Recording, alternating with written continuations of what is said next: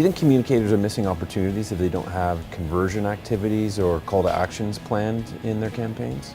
Well, I think too often we are thinking about engagement and clicks and things like that don't necessarily lead to business outcome. It might, but it might not. I think categorically, people spend too much time trying to be successful at content and not enough time trying to be successful at business because of content.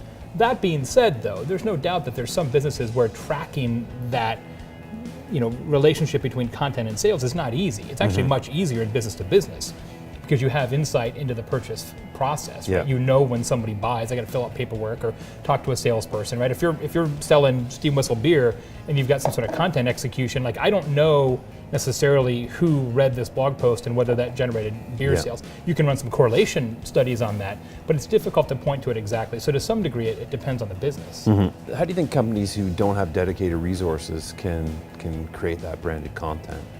Yeah, I mean, I think it can be done, whether it's outsourced to agencies. I think agencies have a tremendous role to play in the content marketing process, and here's why. We talked earlier about companies too often creating content that's about them, right? That's essentially just a fancy brochure.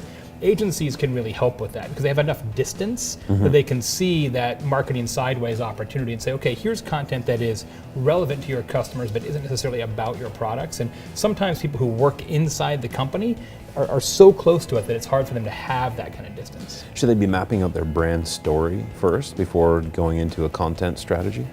I think a brand strategy, no doubt. A brand story, I think, sometimes can be a little bit restrictive because sometimes the content executions aren't necessarily adhering to that story. For example, we talked about the Columbia Sportswear mobile application, right? Well, being able to tell you how to tie knots isn't necessarily part of their brand story per se, but it's still a great content execution. So you don't want to be hemmed in by the brand story, but certainly knowing who you are as a brand, no doubt.